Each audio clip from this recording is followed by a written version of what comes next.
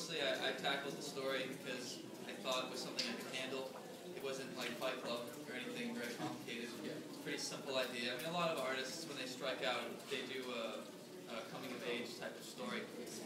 And actually, halfway through, I realized that everybody does a coming-of-age story with an artist with like girl problems, and he's sensitive, and they make fun of each other, and they play video games. And I realized I'm doing a book a lot like a lot of other books out there, but mine is a Jeep, so there you go. Well, o Sean nesta altura tem estado a trabalhar em duas séries em simultâneo, o Joe the Barbarian, escrito por Grant Morrison, e o Hellblazer, City of Demons, os originais, qualquer das séries, vocês podem ver aqui vários originais, com o Cy Spencer. Sean, you did a Hellblazer story, I think, 2 years ago, right? Yes. After you did the 2-issue storyline with Jason Aaron. Yes. Why they waited 2 years? Good goddamn fucking question. What's the word for fuck? Am I lost? Is this a family festival? Yeah, it is. But I'll tell you later, no problem. Okay. So there's no logical explanation for that. No. Except that you draw weird pointy noses. Yeah, right. They said, oh, well, we try to do mini-series on the side, but they don't sell, so we don't want to do that. And then it was, Milligan was writing it for a while, so they had a run of 12 issues. They didn't want to interrupt the Milligan run. So after they told me we don't do minis, Josh came out with this Hellblazer, Pandemonium. Sorry? The Pandemonium? It was a hardcover? Yeah, it's Pandemonium. Okay, that came out, so I took that and like, how come you did this but you won't do mine? Oh, well, that's different. I still don't understand. But I think the thing that made them finally put it out was because Joe helped my career, and they thought they could make more money off my name. And finally take the story off the back burner, as we would say, and put it out there to make money. So it's confusing to some people because they're thinking, oh, I can tell that he warmed up on Joe, and now he's really drawing Hellblazer. Really, I did Hellblazer way before Joe, but what can you do? How was it working with Jason Aaron? Jason Aaron, I think, is one of the greatest writers that appeared in the last couple of years. Yeah, I agree. When I did the first 2 issues of Hellblazer, I had Jason as a writer. There were 2 Americans writing a British book, which was hard. He was being courted by Marvel at the time, and he just signed his exclusive contract, so he was very busy. I didn't have a whole lot of contact with him. I think maybe we exchanged one email, and he was busy writing Ghost Rider, Wolverine, stuff like that. So, yeah, exactly. Yeah, what little contact I had was excellent. His script was very clear, very precise, so I didn't really need a lot of help with it. So. Because as we know, we've had here Cameron Stewart who worked with Jason Aaron on the other side, and he also told me the same thing, that the scripts were absolutely excellent. Yeah, and it's not just, I mean, in one way I think when we do these interviews we're supposed to say that, but I really mean it. I mean, the script was really good, and so I just want to put that out there. Well, but there's an even stranger thing than Hellblazer. It was Teen Titans, right? You did Teen Titans 5 years ago. Yep. And it's going to be released in December, I think. So it's even weirder. Yep. They told me that we don't want to publish it because we draw Cyborg very differently. And I said, well, I cleared it with the editor. He said it was okay to draw him a different way. Do you guys know who Cyborg is? Yeah. Okay. Yeah. He looks like he's from the early 90s. He's got like the Colossus tech. I'm looking at him like, he's robotic. You can do so much with this guy, and he looks like shit. So I updated him. But what I did was I tanked myself from them putting that out, because there was a continuity problem because Cyborg didn't look right. They didn't tell me that. They told me that the writer messed up. And then they told the writer that I messed up. And we started talking, and he suddenly got the truth. And I'm thinking, why didn't they just be honest? So anyway, I was actually glad because I drew that in a different style, and I was trying to please DC. And after that, I just hit a wall, and I just said, fuck it, I'm going to do my own thing. So I got a lot out of that experience. And unfortunately, they're publishing it. How many issues?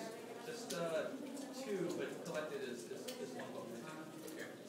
Well, it would be really weird for you seeing your Your ancient work. What people are going to say is, now that he's warmed up a Hellblazer, he found a new style. They're really backwards. It's going cartoony now. I'm drawing the DeLorean, just going back and So, and what about next year? New projects, can you... Well, I had a project in the back burner for 20 years now. I'll be doing, writing and drawing my own graphic novel called Punk Rock Jesus.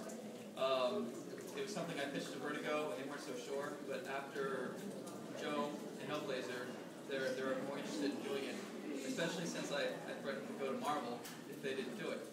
So by sort of forcing them, they're now allowing me to do a little bit of writing in exchange for doing some of their other books, which I'm not allowed to mention yet. But I mentioned it to you, so you can just Okay, no problem. But yeah, so next year I'm going to start working on my book, Punk Rock Jesus. But before that comes out, you'll see some more work I'm going to do with Scott Schneider, who does American Vampire right now. So I'm going to work with him on something. That'll be out before my book. And did the competition Marvel ever approach you? Yes. Twice I got offered an exclusive from Marvel to counter my DC offer. So I was kind of going back and forth, exciting.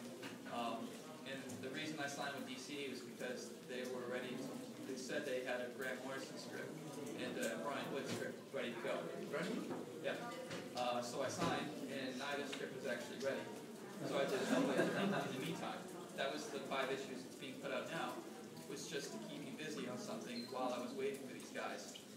And the book that So you have the exclusive for 2 years now?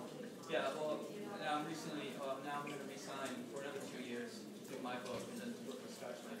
But do you have any idea what Marvel would have given you? I think they... Marvel Adventures. No, Oh, thank God. no, they said, what do you want? What do you want to do? Like, we'll put you on whatever you like. So I said, Punisher, and they said, X-Men. So, it's basically the same book. Are all editors morons? Sorry? If all editors are morons? I can't say that out loud. Some might think that.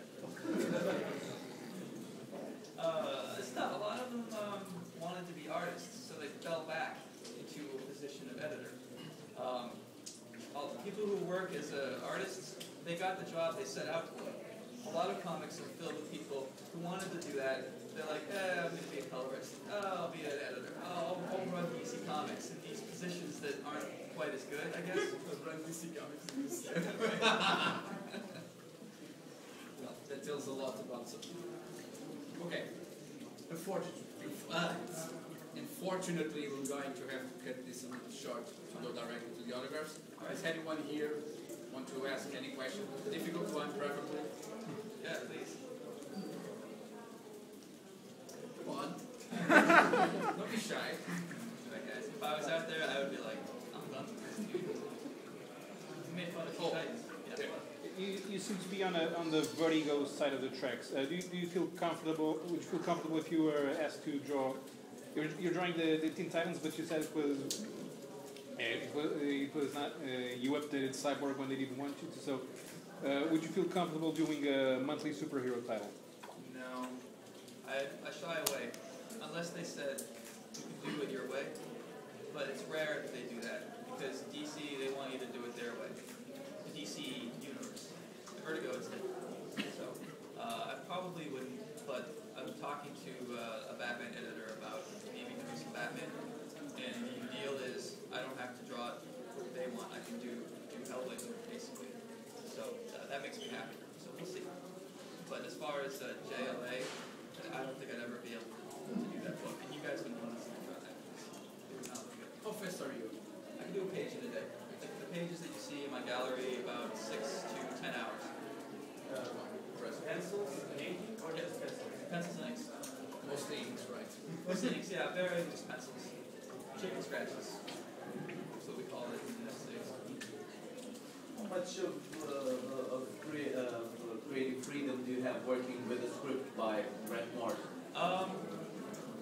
I've had a lot of freedom.